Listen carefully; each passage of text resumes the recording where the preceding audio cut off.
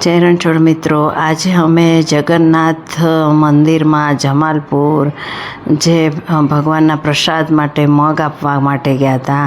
રથયાત્રા નીકળે તો બધાનો ફાળો હોય છે, એમ અમે પણ ફૂલ નહીં તો ફૂલની પાંખડી એટલે 5 કિલો જેવા મગ આપ્યા. અને મગ આપવા માટે 2 દિવસ પહેલાં જ જવું પડે.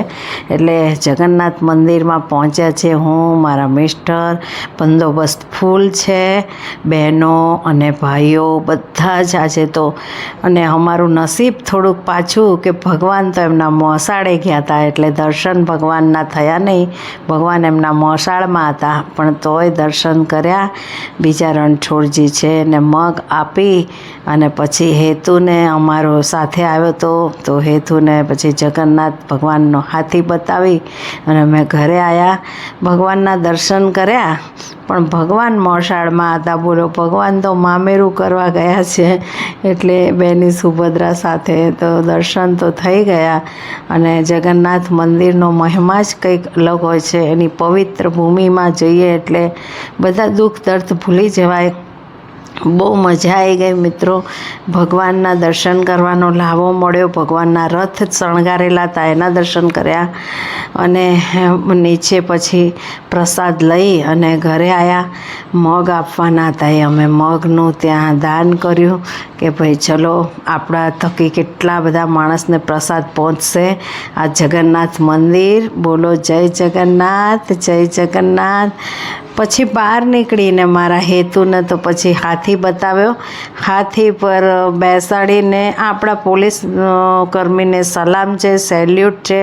આપણા પોલીસ કર્મી ખડા પગે ઊભા રહે છે. પછી અમે હેતુને બેસાડ્યો હાથી પર અને હાથીને ગોળ ખવડાવ્યો, ચારો ખવડાવ્યો. જય જગન્નાથ, જય જગન્નાથ.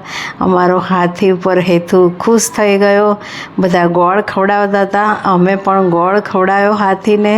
હેતુના પીક પાડ્યા, ઉપર બેસાડ્યો હાથીની ઉપર. હેતુ રડતો હતો, પણ મજા આવી ગઈ. અને મિત્રો, જય જગન્નાથ, જય જગન્નાથ. ભગવાન જગન્નાથ મહારાજની જય. અને હેતુને ગોળ લઈ અને પછી અમે ગોળ ખવડાવ્યો હાથીને. હેતુ બી ખુશ થઈ ગયો. અમારો હેતુ પહેલેથી હાથીથી દોસ્તી કરે છે. દર વર્ષે અમે જઈએ છીએ ને દર વર્ષે અમે આવી રીતે હાથીને કંઈ ને કંઈ ખવડાવીએ. અમે 3-4 દિવસ સલંગ જઈએ છીએ, પણ આ વખત તો મેળ પડ્યો જ નહીં, એટલે ટાઈમ બી ના મળ્યો. જો મારા હેતુ છે ને ગોળ ખવડાવે છે અને હાથી બી છોકરાઓ જોડે છોકરા જેવો થઈ જાય છે. જો જેટલી વાર આવે એટલી વાર સૂંઠ ઊંચી કરીને હાથી લઈ લે છે, ગોળ ખાય છે.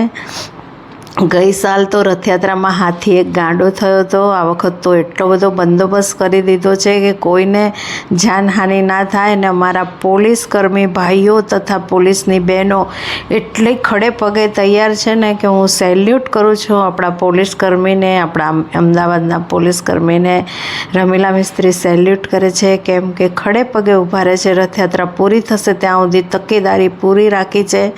અને મિત્રો, જય રણછોડ, જય રણછોડ. રથયાત્રા જોવા આવજો તમે, બહુ મજા આવશે. ભવ્ય રથયાત્રા નીકળવાની છે. મેં તો રથયાત્રાના પૂર્વેનો નજારો બતાવ્યો 3 દિવસ પહેલાંનો. હવે 3 દિવસ પછીનો નજારો તમને પાછો હું બતાવીશ. મારા બ્લોગમાં બન્યા રહેજો. રમીલા મિસ્ત્રી 3075 મારી ચેનલને લાઈક કરજો, શેર કરજો, સબસ્ક્રાઈબર કરજો મિત્રો.